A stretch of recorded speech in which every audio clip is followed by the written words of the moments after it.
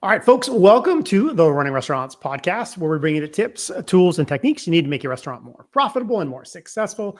I'm your host, Jaime Oikle. I'm excited for today's episode. Joining me are Darren Denington and Alison, and from the Restaurant Management Workshop series.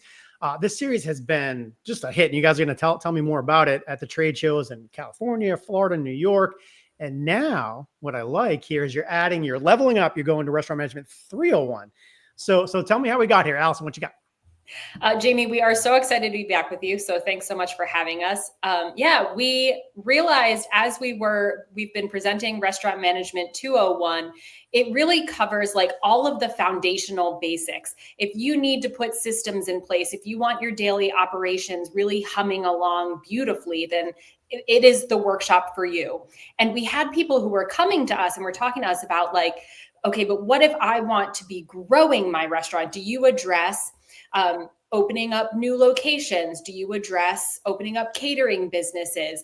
All of those kind of next growth steps that a lot of restaurateurs are looking for once they have those foundational pieces in place. And so we thought it was just the natural next step to be able to take people who already have that foundation in place or who have already gone through Restaurant Management 201 and put all of those elements in place. Okay, so you've got a really strong foundation. How do you want to grow from here? Good. And Darren, I kind of hinted at it, but I was a little remiss. These are workshops inside of the restaurant industry trade shows coming up in California, coming up in Florida. Tell me more about that. Correct. And also New York. So you can select either workshop, and they're basically right on the show floor, right? Private workshop rooms right off. And each workshop is a 3.5 hour, really in depth. We're hitting all the good topics. So, okay, I don't have it right in front of me. I'm going to try to do it from my head. The California show is August 3, 4, 5. Sound right? Correct. And then Orlando, down where I am, is November 12th, 13, 14, something like that. What do you got? Does that sound right? 11, 12, 13. 11, 12, 13. Okay. So yeah, coming up here in August and November, you get a chance to see these guys.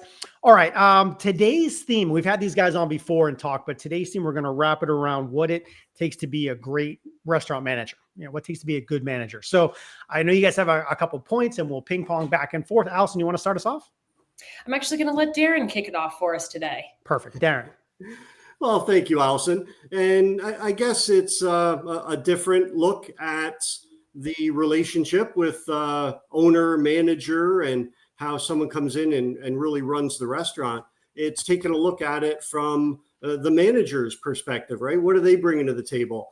As owners and managers, you're interviewing and recruiting and trying to onboard the right people. But now let's take a look at it from their side and what they really need to bring to make sure that their career, their position, their path is on a model of success. So let's put some good effort in so that they can make it work well for the restaurant and also make it work for their career. And I guess where I always felt like it started was you need some interest in the industry. You need a spark. You need a little bit of passion for hospitality and taking care of others, or for the food. So something inside a really great manager has to start with, I really like this industry. This is interesting. This is something I could see myself doing.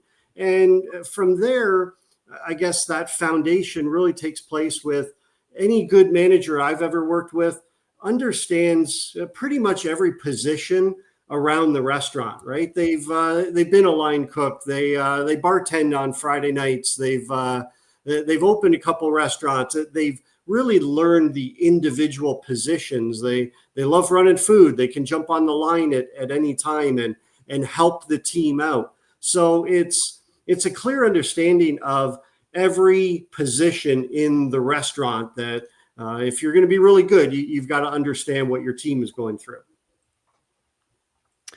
Good, Darren. Question for you. I'm going to come to you in a second, Alison. But Darren, the people equation. What are you hearing from folks at the workshops about the finding of people these days? I'm curious. It just continues to be challenging that there's not a plethora of applicants every time you need an assistant kitchen manager or a front of the house manager. That what I continue to find is that They're developing people that they're currently working with. They're picking those superstar hostesses and the really good line cooks and putting more emphasis on developing from within. And I guess the second part of that is continue with a really large effort when you're trying to recruit. It doesn't just happen with a single post or telling a few people that you're looking for a manager. You've got to put the effort in. You've got to really, really get some options on the table. And you get 6 or 7 good people through an interview. Now you've got some options. So you got to put the effort up front. Yeah, I just wrote down that ABR, like always be recruiting, even if you're full, like always have the recruiting mindset. All right, so Alison, coming to you with a couple points about what it takes to be a great manager. What do you think? So I think really important is having an interest in learning. I think it's so funny that I've never talked to anybody who's like, I love a know-it-all. We love a know-it-all manager in our business. Come talk down to me about how much you know. And then as soon as we step into a management role, it's like there is this pressure to know everything and to have every answer.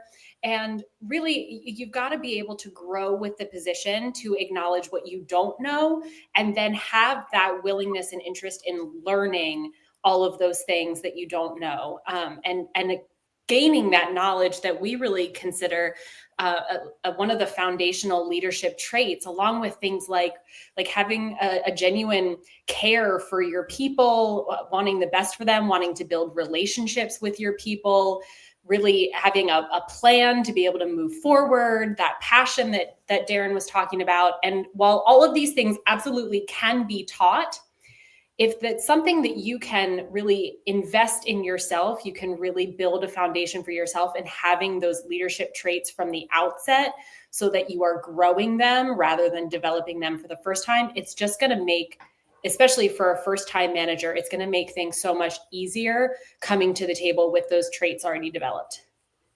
Something that I want to come back to when you talked about the ability to learn. On a recent podcast, it may have aired yet or not, but the guest used the phrase, leaders are readers. They read, like that ongoing education process. And sometimes when we finish school, we just stop reading, we stop learning, we say, I'm done. And you have to keep learning. And so restaurants, even more so than a lot of other industries, they're busy, and they may find hard time to do that extra learning or motivation. I have, a bunch of books on motivation, leadership, and stuff like that I like to dig into, but it can be hard. How do you suggest folks find the time for that? What are some good recommendations if they want to go to the bookstore? What do you think, Alice? So first of all, I ask people to be honest with themselves. Like, most of us have a commute of some sort, whether you're on the train or you're driving. There are pockets of time when you could, rather than just pulling out your phone and scrolling, take even 10 or 20 minutes a day. If you were to dedicate that to reading something that's going to be teaching you how to be a better leader, at the end of the year, you've read something like 10 or 15 books just by dedicating that little bit of time. So first and foremost, be honest with yourself about where you do have the time. And maybe it's a matter of not really being willing to give up that downtime. If your jam is podcasts, obviously this is a great one. Like, there are so many podcasts out there you can learn from. There are audiobooks, there are ebooks, there are paper books. So there's really no excuse for, I don't want to be buying books all the time. You have so many options. So pick the one that works for you. I'm a big fan of Unreasonable Hospitality by Will Guidara. You've got Setting the Table by Danny Meyer. Some more kind of generic ones. We talk a lot about Atomic Habits by James Clear, The 1 Minute Manager by Ken Blanchard. I mean, they're just, not only are there so many options, but even I've been in the leadership field for less than 10 years, and there have been neuroscience advancements about how to be a good leader, even in that short amount of time. So it's a field that's constantly growing, and we can be constantly learning along with the social science as it comes to the table. Yeah, that was excellent, by the way. Thank you for that, and some good book recommendations there along the way. I will just echo that pockets of learning, like, don't be intimidated by mom and, you're remembering mom and dad and your school teacher say, go read that book. And you're thinking you have to read for 2 hours, right? You don't have to do that. You can jam it out for 10 minutes. I have my little books over here. I will read one chapter for each, and I'll do that for 15 minutes. And I always get something from it. So even in those small pockets, anything you want to add along those lines, Darren, learning, education. The other great place to open your eyes to a lot of information is the trade shows. Mm-hmm. You've got hundreds and hundreds of exhibitors there you can talk to about new products and just new equipment and new services. And there's tons of education seminars that you catch little glimpses. Yeah. And I love Audible, right? I try to, on the planes and on the cars, exactly what Alison said. It was the commute to work back and forth, always had another topic, just a point of interest. And yep. You can see from your background, Jaime, right? You've been reading a lot of books for a long time, and they're just helpful. They're little tidbits from every single piece. Yeah, that's what I find. Exactly. All right, Darren, I'm going to come back to kind of this progress of what it takes to be a great manager. What do you got? Some more thoughts? Yeah. So as that new manager walking into, whether it's a new position or into a new building, right? It's kind of an awareness that, hey, I've got a role to play here. And let's understand that the environment that I'm probably coming into in most restaurants is some type of chaos and disorganization. A lot of restaurants are hiring new managers to come in and help solve that. So I guess just be aware of it might be very disorganized and it just not feel like your work environment. But if you can go into it with open eyes that you're here to help fix it and you're here to try to implement some of those systems that can get them on track. And I guess it's also something that drives you inside of wanting to do it right, wanting to really take care of the customers and really put out a good product and really build a group of people that care for each other and can joke around and have some fun while they're doing a great job. So it's realizing that you have a lot to bring to the table. Yeah, good. The disorganization stuff is wild. And you really focus on systems in your talks. I've interviewed Darren several times over the years. Very, very great at getting granular and detailed. How do you talk about that at the workshops? How do you talk about it in your trainings, Darren, of really breaking down the pieces that need to happen daily? Because there's so many things that have to happen at a restaurant. Right. It's always starting with the bigger picture, the leaderships, the systems, and the staff. You've got to have. It's always back to the group of managers. It's the 5, 6, 7 people that are running the restaurant that they've got to be on the same page. Then they review these great systems and say, here's about 15 things we really need to get us organized. And if the 5 of us can all help implement these 15, and then you work on getting the people involved, right? The staff, they got to have the buy-in. So that's what we talk about as the foundation. But there's so many parts of the workshop that you're working through the workbook and you're very specific on the steps that you need. So we identify a lot of the items. We put it in a great order that makes sense. And then we're challenging them to take the actionable steps that you've got to put into place. Running a restaurant is about check marks. There's so many things to do every single week. It's just, you got to be able to get it done. And 5 of us working on the same checklist goes a heck of a lot smoother. Yeah, you got to do the work. You got to do the homework. You got to put it in. So, all right, Alison, a couple more thoughts along the way. What do you think? Well, yeah. So I love, Jaime, that you brought up not only reading, but also then went to systems, because what is reading and growing in your leadership style, but a personal system. And that is definitely something that we say that any good manager has to have is good personal systems. Are you taking care of your health? Are you finding ways to really cultivate your personality and your personal life outside of work? Are you taking care of your time management in your own personal organization?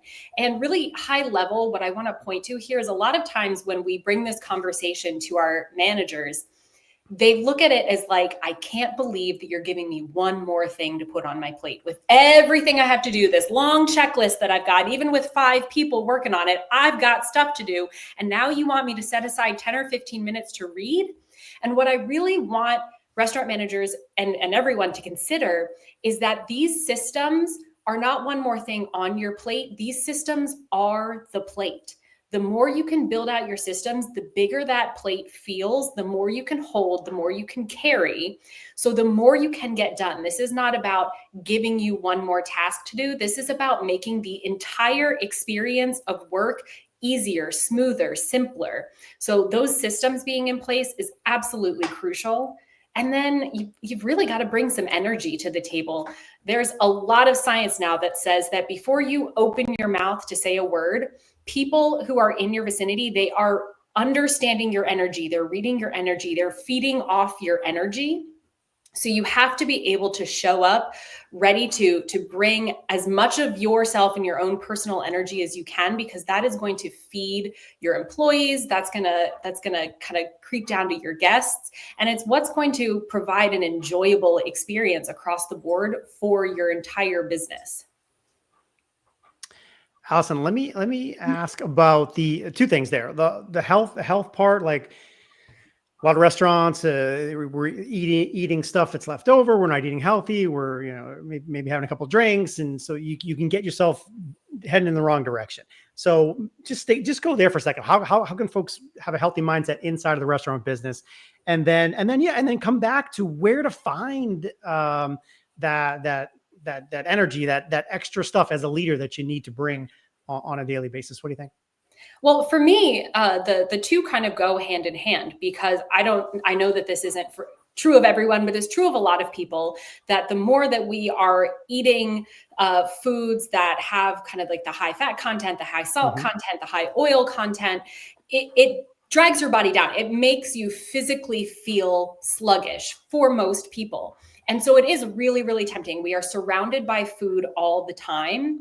And as much as we want it to be food that people are enjoying day in and day out, for our health, it probably shouldn't be food that we are enjoying every day, day in and day out. And I mean, it's the same conversation that we have around reading, is this idea that, oh, well, I don't have time. I don't have time to make my own food. If you were to really hold it as one of your top commitments to yourself, to be able to feel incredibly healthy, to feel incredibly energized, you would make the time. I would also argue that a lot of us feel like we don't have time to do things like cook and meal prep and pack food to bring, because we're so tired all the time from all the work that we have to do. Ironically, a lot of that feeling tired comes from eating at the restaurant because we're so busy. So the more we can kind of focus on those little personal habits that we're putting in place in order to feel really shored up as human beings, that's going to make it be easier to be a leader, to be easier to kind of tap into that inner energy, that inner I would argue that you don't get into this industry unless you really enjoy the heck out of some element of it. I don't know why you would show up for work every day in such a hectic, fast-paced environment where you have to give so much of yourself unless there's something that you love about it. So take care of yourself so that you can tap into that energy, and then really tap into, for you, what's the thing that you really enjoy about being at work, and let that drive your energy, let that drive kind of being more upbeat and enjoying yourself. Good. Anything you wanted to add there, Darren?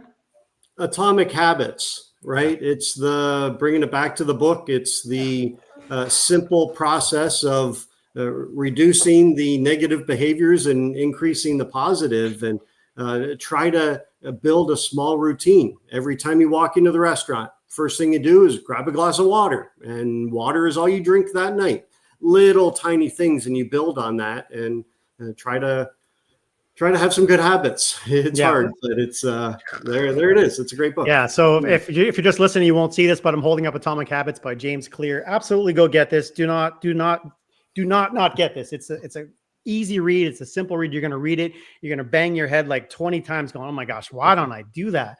Why don't I behave like that? The habit stacking stuff there's so much in there that you're going to appreciate. I guarantee you will not be disappointed if you read that book. So you talked about it a little bit already, but give me a little bit more nitty gritty on the actual workshop itself. Alison, what do you think? Yeah, we are so excited to, now we've got 2 workshops. So they're going to be at all 3 shows. They're going to be back to back. We're going to have Restaurant Management 201 on one day, Restaurant Management 301 the next day. So you can take them both. If you want to take both the foundational track and the growth track, you absolutely can do that. If you've already taken 201 and you're ready for 301, you can choose which one you want to sign up for at the California Restaurant Show coming up in Anaheim. Darren and I are both going to be on the floor out on August 3rd, and then August 4th is going to be Restaurant Management 201. August 5th will be 301. So we really wanted to put it together in a way that it grows on itself at the show itself. We're going to be 3.5 hours, like Darren said, going in depth into these topics. So we're right there at the convention center with the restaurant show. We are not far from the expo floor, so you can really still experience the entire show. You can still go to all of the other education talks that are on the floor. And this is just going to be one morning out of the show that you take off in order to come and do some really, really in-depth learning. Each one of the workshops has 10 topics.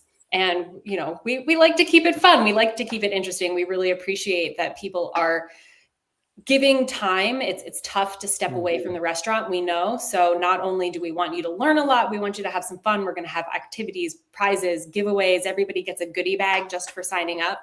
So it should be a really, really fun time in addition to being educational. Yeah, I really love that you guys have put this together, because I think we kind of hinted at a while ago, hey, I finished school, I finished learning, it's done, I know everything, but it's not the case. You got to refresh. And I know the stuff that's in your content. To sit there for 3.5 hours is going to be just a phenomenal amount of stuff to refresh you, kick you back off to when you go back to your location, and give you a lot of stuff to push forward for the next little bit. So Darren, tell me about the locations, the cities, the dates. Yeah, sure. It's Anaheim coming up here soon, and it's at the Anaheim Convention Center, and then we're in Orlando. And it's the California Restaurant Show, and then the Florida Restaurant Show, and then we also do the New York Restaurant Show, which is at the Javits Center. But Orlando is the Orange County Convention Center. The show's been there for probably 35 years in a row, and great show. And it always seems like a show that you bring a few of the managers and you bring a few of the team members, and we always see like 4, 5, 6 people as groups walking together.